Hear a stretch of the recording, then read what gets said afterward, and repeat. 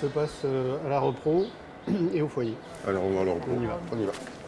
Alors que le 11 février approche à grands pas, les élections se préparent en principauté. À quelques jours de dimanche, la mairie est le théâtre d'emballés de transporteurs, ordinateurs, imprimantes, mobilier, quittent la municipalité direction l'espace Léo Ferré, lieu où les monégasques se rendront pour voter le jour J. Des environnements identiques à ceux de la mairie sont donc reconstitués sur ce nouveau site le temps des élections. On a 3 environnements de travail différents, un qui est destiné à tout ce qui est état civil nationalité pour permettre aux gens de récupérer les derniers documents. La partie secrétariat, poste bureau de vote qui nous permet de gérer tous nos calculs de résultats des élections, enregistrement du nombre de votants, tout ce qui est émargement, tout ce qui est dépouillement et les résultats forcément à la fin. Et puis un troisième environnement qui est l'environnement qui est dédié à tout ce qui sera pour la présentation des résultats et puis l'animation sur les écrans en cours de journée aussi. L'ensemble des données est réparti entre la mairie et l'espace Léo Ferré et enregistré sur des serveurs sécurisés. La sécurité elle est gérée aussi au niveau des logins qui sont nominatifs pour les accès sur les postes de travail. Et un environnement sécurisé, il y a un groupe électrogène au niveau de l'électricité pour pas qu'il y ait de coupure pendant toute la durée du scrutin. Le lendemain, nous nous rendons cette fois à Fontvieille, à l'espace Léo Ferré, où plusieurs membres du service informatique de la mairie sont sur le pont. Là, je suis en train de configurer le serveur qui va servir aux élections pour la partie décompte et affichage des résultats. Les protections, elles sont gérées, on fonctionne en réseau fermé. Donc c'est nous qui maîtrisons les accès et les protections. Et si la partie informatique est au centre de toutes les attentions, les isoloirs sont, eux, prêts à être installés, tout comme le reste de l'aménagement.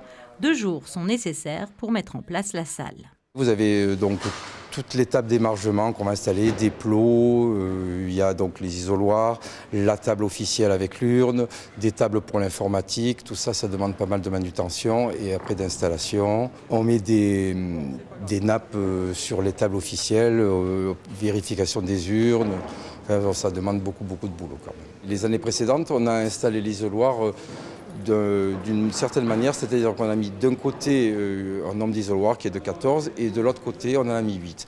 On a donc 2 isoloirs pour les PMR, pour que les fauteuils roulants puissent accéder et puis pour qu'il n'y ait pas une foule au niveau des isoloirs, pour qu'il y ait une certaine ventilation au niveau de la salle. Ce jour-là, nous rencontrons la secrétaire générale de la mairie, l'occasion d'en apprendre davantage sur la configuration prévue pour le dépouillement. Pour les présidents de table, c'est automatiquement des personnes soit fonctionnaires de la commune, soit fonctionnaires de l'État. Après, les scrutateurs, ce sont des électeurs. Donc des électeurs soit choisis pour le premier scrutateur, ce qu'on appelle donc la personne qui est en face du président.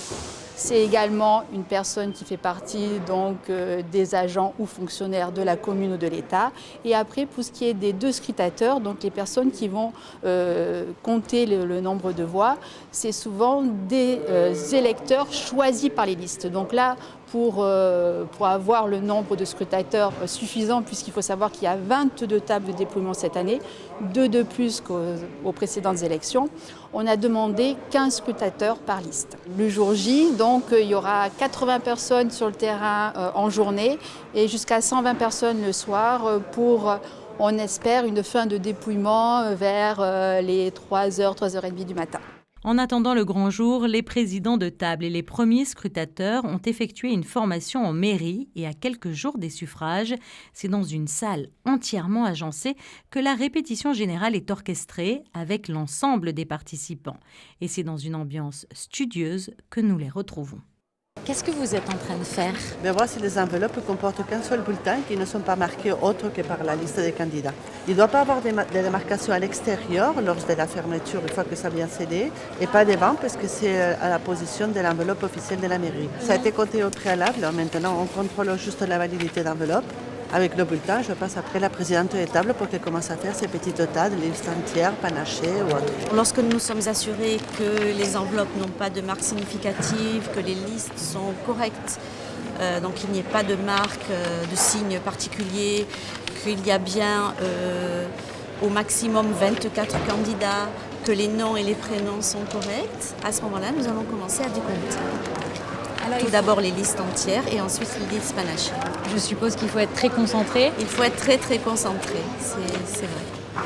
C'est même la principale des choses à respecter, la concentration. C'est la première fois que vous participez à cet événement? C'est effectivement la première fois. C'est une mission importante et on apprend. Donc c'est un cours de civisme en fin de compte. Ça fait du bien. Je suis déjà adhérent à une liste. Je travaille avec une liste depuis déjà quelques mois.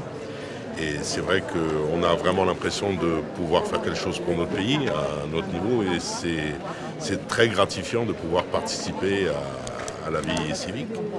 Ça nous amène quelque part l'impression qu'on participe vraiment à tout ce qui peut amener le gouvernement et le Conseil national à faire par la suite. Donc c'est une petite pierre à l'édifice et ça fait plaisir. À quelques mètres, le pôle informatique est mobilisé. Au programme, préparer les fichiers de décompte qui serviront dimanche soir au calcul des résultats. Une fois que les 22 tables vont être dépouillées, elles vont arriver au bureau de contrôle. Il va y avoir un premier contrôle qui va être établi par l'ensemble de l'équipe, donc pour vérifier si tous les résultats saisis correspondent bien. Après ce premier contrôle, donc, il y a une saisie par table qui va être opérée, avec un système de sauvegarde et d'affichage sur l'écran.